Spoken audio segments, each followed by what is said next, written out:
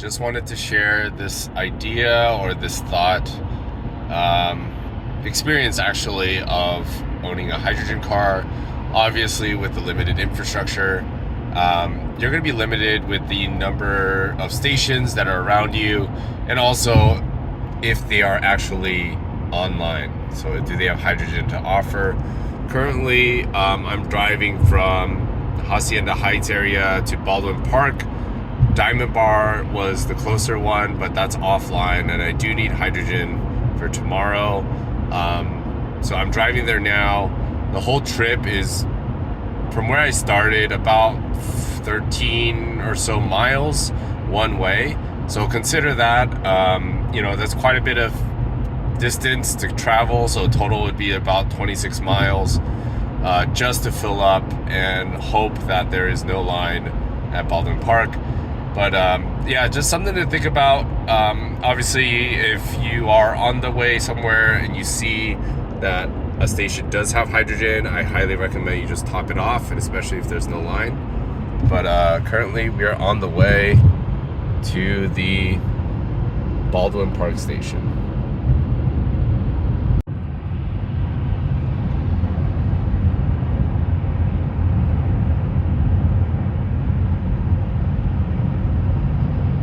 And for all of you hypermilers out there,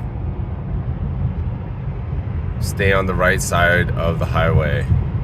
I do see from time to time a Mirai cruising at 60 miles an hour, give or take, during peak rush hour or peak busy time on the way left lane. 2 miles, I-605 north is on the right. Stay on the right if you're hypermiling. Just got to the Baldwin Park station.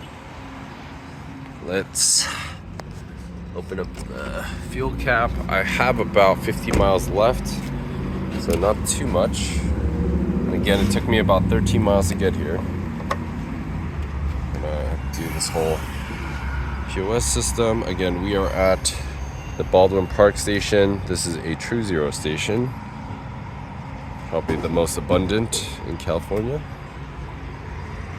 And just a price check, it went down $1. So it used to be $27.75. Now it's $26, which is somewhat positive news.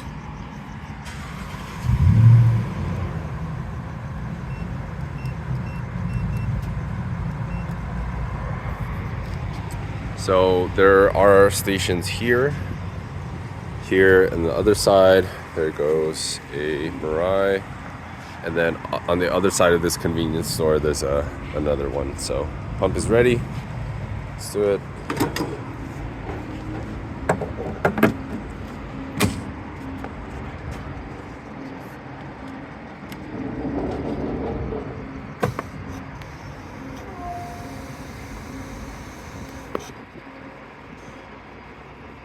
So again, other side, we have our True Zero stations. So there's 1, 2, and then 3, and the other side 4 possible pumps at this station. I haven't really been here during normal, hours, but from when I am here, it's pretty nice and it's somewhat smooth here. Here's that hydrogen electrolysis machine. I know there's way more knowledgeable people in the comment section. You can educate me on that, but this is that machine. And there it is. This is the Baldwin Park station. I only had about 50 miles left. I was being a lot more conservative with the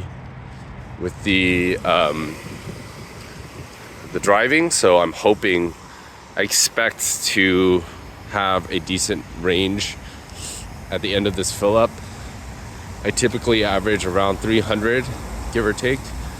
But I expect to be a lot higher than that this time around because I've been driving pretty conservatively, or more conservatively, and I have been using adaptive cruise much more.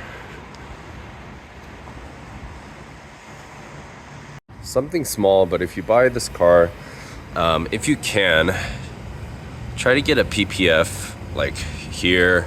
Obviously a very flat surface, so it takes a beating. not a big deal, but there's a little rock chip right there. But this is just such a flat part of the front, and I would just, if you can, preserve it with some like a PPF, so a clear protective film in the front there. I think that will help you a lot. Let's see where we're at. 3.3 at about $90. We are done. 4 kilograms at $108. So again, push this in. I'm gonna pull back here.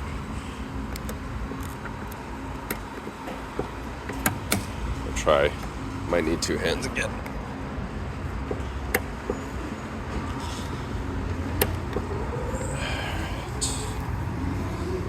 These nozzles have been getting a lot better, but I've noticed if you're not, you gotta give it a good tug. If you're elderly, I would not recommend buying a hydrogen cart because you do need quite a bit of strength to do that. So there we go, $108. Let's see what that actually gets us. So again, keep in mind that range, that estimate is based off of driving. And I believe I have been driving a lot more conservative. So I usually get 300. Let's see. I think my record's like 315. Here we go. Okay, 315. So that's going about 65 or so on the highway. And I'm at 315, full charge.